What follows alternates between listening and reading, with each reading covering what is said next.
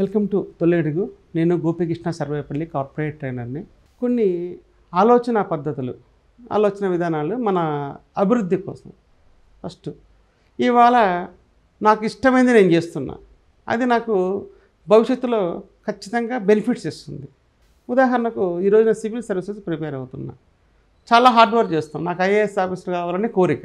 నేను ఐఏఎస్కి కానీ సెలెక్ట్ అయితే, లేదా సివిల్ సర్వీసెస్కి కానీ సెలెక్ట్ అయితే, నాకు అది ఒక మంచి కెరీర్ని, హోదాని, ఎంతో మంచి భవిష్యత్తు నాకు ఇస్తుంది.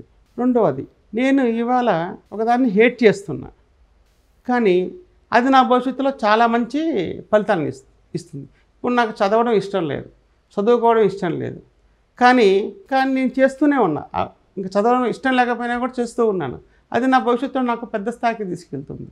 నేను రేపు ఫ్యూచర్లో ఒక పీజీ కంప్లీట్ చేసి, ఒక పిహెచ్డి కంప్లీట్ చేసి నేను ఒక ప్రొఫెసర్ అవ్వచ్చు. కానీ ప్రస్తుతానికి నాకు అది చదవడం అనేది నాకు ఇష్టం లేదు. అలాగే ఇప్పుడు నేను ఒబేసిటీతో ఉన్నాను అనుకో, జిమ్కి వెళ్ళడం నాకు ఇష్టం లేదు, దాన్ని జిమ్కి వెళ్ళడం హేట్ చేస్తున్నా. కానీ రోజు నేను జిమ్కి వెళ్ళి ఆరోగ్యాన్ని కాపాడుకుంటే రేపు నాకు లైఫ్ స్టైల్ నాకు పెరుగుతుంది. మూడవది, ఈరోజు నేను ఎంతో ఇష్టపడుతున్నా, కానీ దానివల్ల నాకు ఇష్టపడి చేస్తున్నా కొన్ని పనులు, కానీ నాకు భవిష్యత్తు దానివల్ల ప్రయోజనమే లేదు.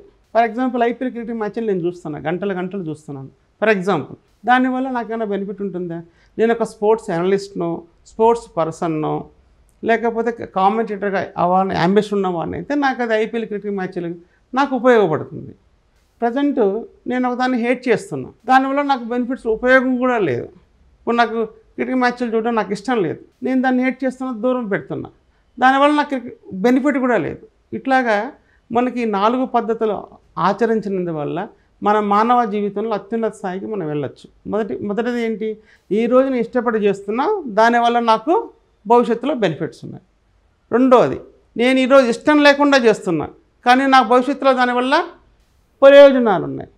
ఈరోజు నేను ఇష్టపడి పని చేస్తున్నా, కానీ దానివల్ల నా భవిష్యత్తులో బెనిఫిట్స్ లేవు. నాలుగవది, ఈరోజు నేను ఇష్టపడట్లేదు, దాన్ని చేయట్లేదు, దానివల్ల నాకు ఫ్యూచర్లో బెనిఫిట్స్ కూడా లేవు. సో మనం డెసిషన్ మేకింగ్ చేసుకునేటప్పుడు ఈ విధంగా మనం ఆలోచించి చేసుకోగలిగితే మన లైఫ్లో అత్యంత స్థాయికి వెళ్తాం. అది ఏ రంగమైనా కావచ్చు. కానీ అన్నిటికన్నా ఒక యువతగా మనం ఉన్నప్పుడు మనకు డ్రీమ్ ఫీల్డ్ అనేది చాలా ఇంపార్టెంట్. ఒక్కొక్కరికి ఒక్కొక్క డ్రీమ్ ఫీల్డ్ అనేది. విరాట్ కోహ్లీ క్రికెట్ రంగం, చిరంజీవి గారికి సినిమా రంగం, ట్రంప్ గారికి పొలిటికల్ రంగం, కల్పనా చావ్లా గారికి ఆస్ట్రోనాట్ రంగం. అట్లా ప్రతి ఒక్కరికి ఒక డ్రీమ్ ఫీల్డ్ ఉంటుంది. ఆ డ్రీమ్ ఫీల్డ్ మనం డ్రీమ్ కెరీర్ మనం చూస్ చేసుకొని దానికోసం మనం అహర్నిశల్లో కష్టపడగలిగితే మనం ఏ రంగంలోనైనా అత్యున్నత స్థాయికి వెళ్తాం.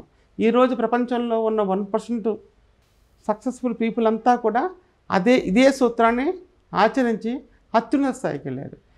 దయచేసి దీన్ని బాగా ఆవలింపు చేసుకొని మనకు బెనిఫిట్స్ని ఇచ్చేది, మనం ఇష్టపడి చేసే పని మనకు ఏది బెనిఫిట్స్ బాగా ఫ్యూచర్లో ఇస్తుందో, బెనిఫిట్స్ అంటే ప్రయోజనాలు, ఇది వ్యాపారం అని కాదు, మనకు ఆనందాన్ని ఇస్తుందో, మనకు పురోగతిని ఇస్తుందో, దానికి తగ్గ కఠోర నిర్ణయాలు తీసుకొని దానికి కట్టుబడగలిగితే ఎంతో అత్యున్నత స్థాయికి వెళ్తాం.